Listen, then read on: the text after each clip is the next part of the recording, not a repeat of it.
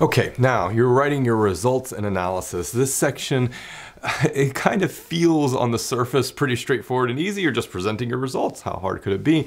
But there's some tricks here that I think are worth talking about, because the results and analysis is the meat of your paper. Now, unfortunately, I think it's also part of a paper that people skip a lot of the times.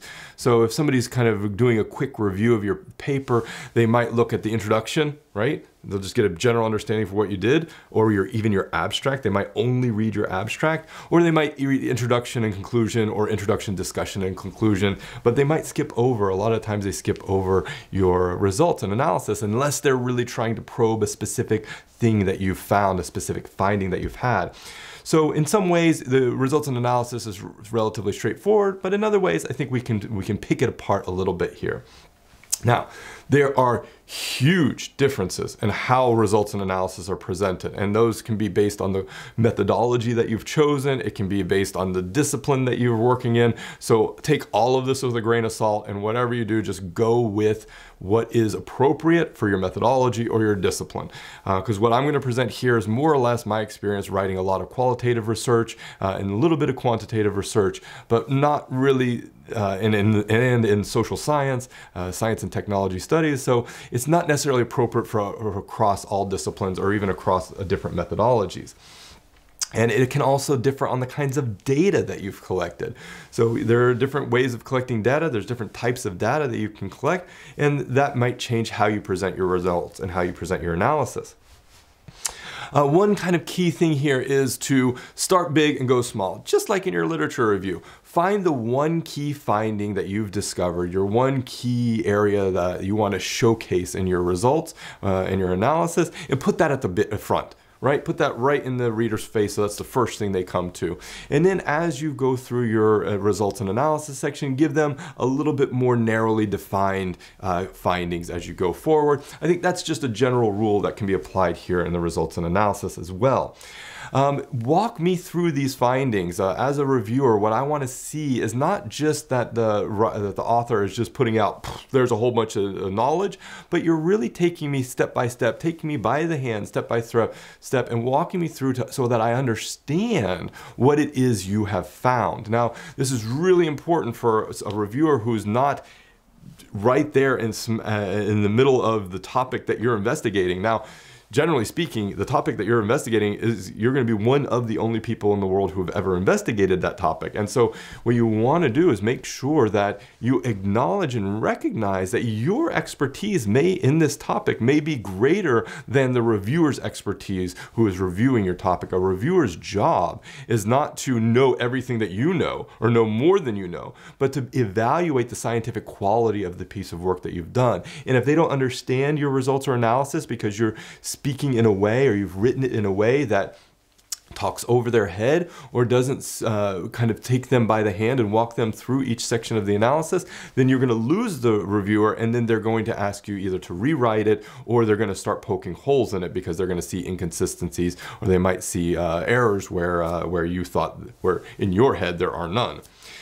So walk me through those findings, and I usually suggest to my students and to the people that I work with that we really only focus on 2 or 3 key findings. Now, in any research project, you're going to end up with a ton of data and a ton of analysis and a ton of new knowledge, and you want to cut out from that piece of work 2 or 3 key findings for that article, for that specific article.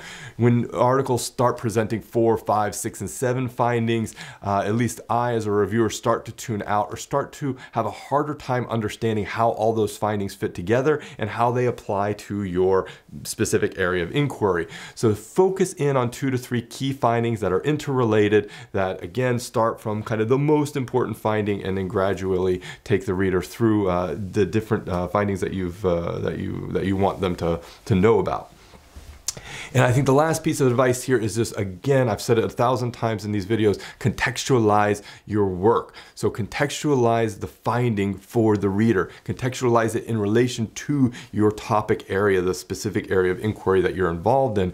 That will help the reader understand not just what you found, but why what you found means something. Why does it have meaning? Why does it have relevance? Why does it work in the scope of the aim that you're focused on? Now, you might find in this process that, oh no, I have a finding here that doesn't fit with my research aim, and you basically got a couple of choices here. You can leave that finding for a separate article. Great, no problem there. You're still going to be producing it. You're still going to contribute to science. Or you can reformat your aim or rewrite your aim a little bit to adjust it to make it fit within the broader scope, the broader narrative that you're constructing with your results and analysis. Now, that may also mean that you have to go back to your literature review and rewrite some of your literature review, or you may have to rewrite your research question even. So really take a good step back when you're conducting your analysis and think about how you can package different elements that you want to show your reader in a way that fits within a broader scope of a paper. Of course, all of this is dependent not only on your research traditions, your discipline, your methodology, but also how much space you have in the paper. I've written papers that are like nice, tight 5-pagers, and I've written papers that are in the, well, hundreds of pages. So the longer the paper, the more room you have to do your analysis, but I would still try to think about your analysis in a framework of 2 to 3 key findings, maybe with some sub-findings underneath each of those key findings, so that you can really bring forward as much data as you can in the scope of your paper.